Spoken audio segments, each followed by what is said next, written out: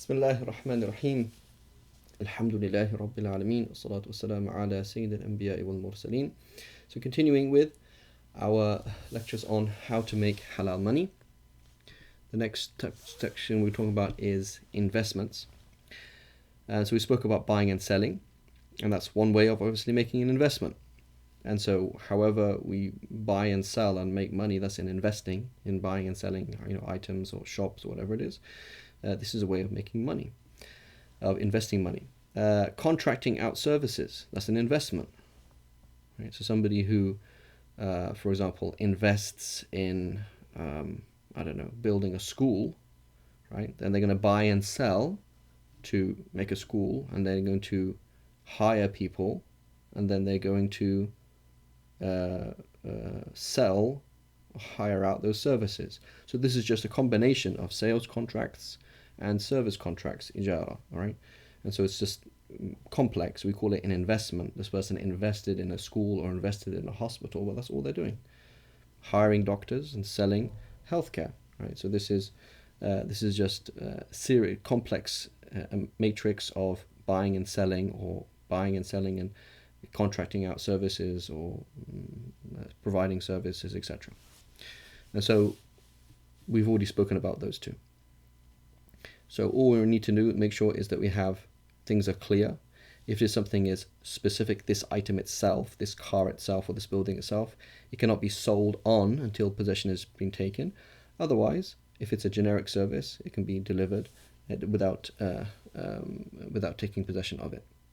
And contracting out services as well, as long as the contract is halal, the services are halal and everything is clear, it's going to be fine, inshallah. But again, we should learn more and double check. But again, as an overview, this is the general picture. So let's look now at partnerships. That's another type of investment, a partnership. So let's take Ahmed, and he puts into a company, he puts in $50,000 into a company. Zaid puts in $100,000 into the company. So we have our capital of $150,000 in the company. They both have access to this capital. So if it's just words and they haven't put their money together yet, right, then that's not called a company. It's not considered a partnership. So in order to make it a partnership, they have to merge that money somehow, open a bank account where that money is there. And they both have access to that capital. And they're both going to work, whatever that work is. So they're both, for example, going to buy and sell used cars. They're both going to, for example, use it on whatever the services that they're providing, or whatever it is. They're both going to be doing work. So they both put money in, and they're both doing work. And then they're going to split the net worth, and I'm using these words very, very roughly, based on the agreed percentage. In reality, we're going to split, so they've if that money comes together, they're going to split that on agreed percentage. Now, there's a debate among the fuqaha. What kind of level of freedom do they have on those things? But again, we're going to talk about that in later classes. But the general idea is this money has merged, and they have become joint owners of that, and then they're going to split the net worth, the assets, liquidate the whole company, all the assets and all the cash that they have, and they're going to split that based on agreed upon percentage. So that's what we can call like type A partnership, where they both invest money, they're both putting money in, and they're both doing work. So my cat is very much invested in this class. As soon as I close the door, he wants to come in. Okay, so that's type A. Type B, Ahmed and Zaid work in teamwork and split the profits. So Ahmed does not have cash, and he's not willing to employ people. He's just working by himself. Zaid does not have, again, capital to invest and hire people, but he's willing to work with Ahmed. And so the two of them work in teamwork and split the profits. So notice here, there's no actual investment. They're just investing their time and work, but they're not there is no Rats al-Mal, there is no capital that they have put together. So naturally, there's going to be no joint bank account until money starts coming in. So that's something else, for example, right? So, for example, Ahmed is a plumber, but he doesn't have marketing skills. Zaid has marketing skills. He's actually quite good at admin. And so they put the work together. Ahmed is not employing Zaid. Okay, that would be a simple service contract. And Zaid is not employing Ahmed. So neither of them are paying each other a wage or a salary. But rather they are working together. It's called Sharikat al-Abdan. They are working together and they're teaming up, and they've agreed that whatever money comes in, they're going to split it in a certain way. Right? They're going to say this goes to the costs, and then we're going to split, for example, 80% goes to Ahmed because he's doing all the work, and 20% goes to Zaid because he's doing the advertisement and the admin in his spare time, for example. So they both put in work with no money. There's no money that they've put in, and they've agreed that when the money comes in, they're going to split that in a particular percentage. So this is type C, call it Sharikat al-Abdan, and this is again debated among the fuqaha, but majority of the ulama allow it. Now we're looking at investments. So again, we say I invested money. What do you mean? You mean you bought something and sold it? That's called an investment. You meaning you hired people and then sold out then contracted out their services? That's also considered investment. They're simple. Did you mean sharika as an investment, meaning you both put in money, or what do you mean? Because there's different things we mean by investments. So another form of investments, which is called mudaraba contract or qirad, is where one person puts in money. So Ahmed puts in $50,000 and he doesn't do any work. He has money and he doesn't have time, or he doesn't want to work. And Zaid works. He does whatever the business is doing, but does not put in money. So this is a totally different contract. And he works within the framework of the agreement, for example, buying and selling used cars, for example, providing educational advice to language ESL schools, I don't know, something like that. But he does so independently. So notice, Ahmed does not tell him what he's doing on the minutiae level. This is the framework of the agreement. We're working in this field. But the freedom is given to Zaid to work and make decisions and make things. So he has access to the money, and he can use that money, and he's doing all the work. So Zaid is doing all the work with his freedom within the framework. Ahmed is putting in the money.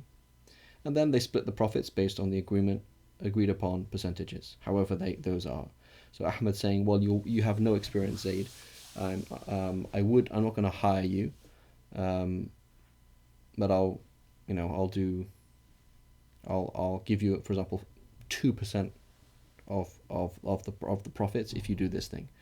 So now Ahmed risks losing his capital, and Zaid risks losing his time. Right? And he doesn't set to benefit that much. But let's say, for example, Ahmed says, hey, I'll give you 100% of 90% of profits. There we go. Right? Basically, I'm lending you money, and I want to get something back, if there is anything back, and I'm risking losing my money, and you're risking losing your time, but you can get a lot of money out of this, right? Depending on how they want to do it, depending on the relationship. Now, this form of investment, this isn't what we normally mean by investing, right? Say I invested in this company. What does that mean? When you invested in that company, did you go and buy that company?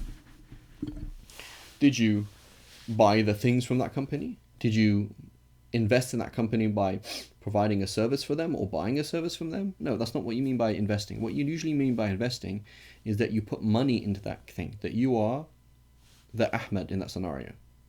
You are the person who's putting money in. You're not doing the work. You invested in Tesla. You did not get involved in their meetings. You did not go into their factories and make cars. You didn't do anything. You put money in. That's all you did. And they had a clear framework of what they're doing. These are the things that we do in our business. And the Ahmed in the previous scenario is no longer Ahmed. He is a million investors, or millions of investors, because you can have multiple investors, not a problem. And Zaid is not necessarily one person. He's a whole matrix of business activity. Right? And so that's a classic way of what we call mudaraba, a classic way that mudaraba works. Is that we have 5 million people investing in a company, and then the company is doing business activity which makes money, and the company is then giving out dividends, giving shares of that investment. That's what we mean by investments. But again, all of these things are investments. But again, this has details and we should be careful. Check with the local mufti. Again, not all, there's many forms of investment that are not halal. You don't know what they're doing with their money. You don't know how they're doing these things. They might be investing in haram. They might have interest. They might have all these things. We need to get to the specifics before you invest in a particular company.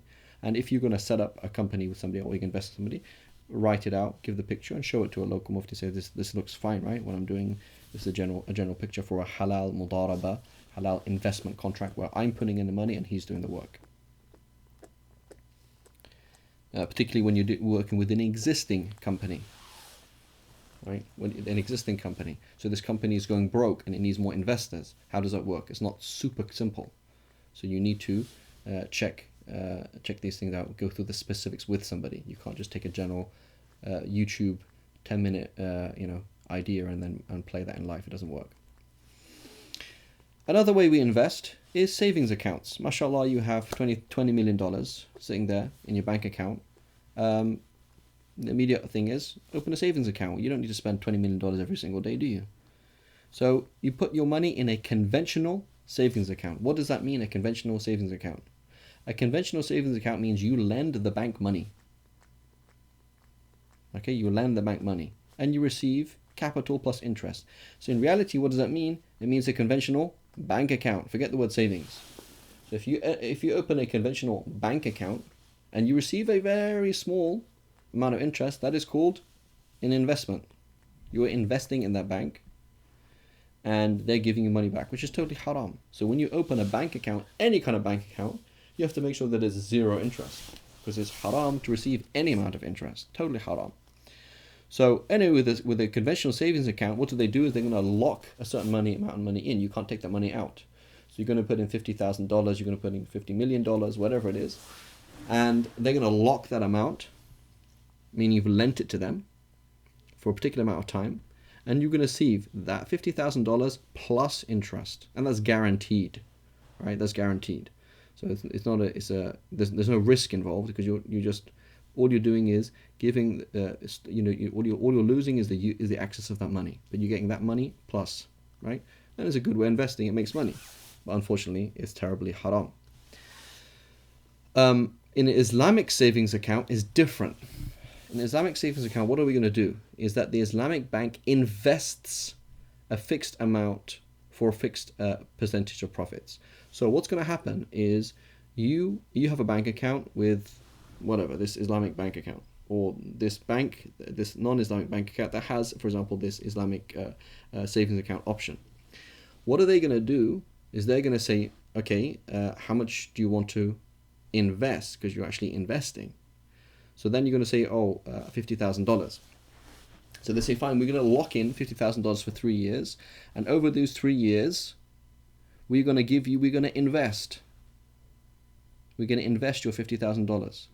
And they're going to invest in a series of various different stable companies, right, that are all halal.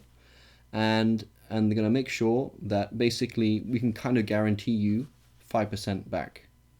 Right? They cannot tell you we're going to give you 5% back, but we can say statistically this is what we did for the last 10 years. Or the last 3 years we gave our customers within 4 to 6% back. So it looks pretty stable. And because they're going over a series of different companies, not investing your money in one company, you might win some and lose some, and generally you're going to be okay. But they're doing the work for you and you're doing nothing. So they are just this person who's in between. You are investing in them, and they are just investing your money for you. And because they're investing their money for you, they get a percentage. So the Islamic bank makes some money out of you, and you make money. You benefit because you don't know which companies to invest in, and they benefit because they get money. However, the customer risks losing the savings, and this is a fundamental difference with a conventional savings account. Savings account, you don't risk, in principle, you don't risk losing back your money. Whereas this is the very nature of an Islamic bank. With Islamic bank, when you invest, when you give your money to this bank for them to invest, you are investing and you may lose that money. So you're not saving your money, you are investing your money. The only way that you can save your money is by investing. That's quite deep if you think about it. The only way you can get is by spending. So you as the customer are risking. And if you remember with the hadith, the Prophet ﷺ said, profit is only earned through liability. You became liable to lose your money. That $50,000 is very precious to you. That $50 million is very precious to you. And now you are risking losing it. Yep, that's true. But if you want to make profit, you have to put your neck out. If you're not going to put your neck out, then you don't have that right. And you're going to be paying zakat anyway. So this is the nature of Islam, is that in Islam saying you have to be financially active and make sure that blood of the community, the money is flowing. Otherwise, you're going to pay zakat. And so with an Islamic bank, we said, the Islamic bank invests your money and therefore risks losing your money. And so you can get money back, but that's an investment. It's not a savings account per se. It's not riba. Even though outwardly it looks the same. With this bank account, you put in $50,000 and they gave you 5% back. This bank account, they said 5% back, meaning we're likely to give you 5%. We can't guarantee that. We've done that in the past and they probably will. But there was a fundamental difference, financially and Islamically. Financially, it's totally different. And so in these lectures, we've seen money in Islam. How do we look at money in Islam? How to make halal money. And we looked at sales, buying X for Y, services, when you exchange for something, for a service, and investments. Sallallahu ala Sayyidina Muhammad wa ala alihi wa sahbihi wa sallam. Subhanallahi wa bihamdik. Ashhadu an la ilaha illa ant wa astaghfiruka wa atubu ilayk.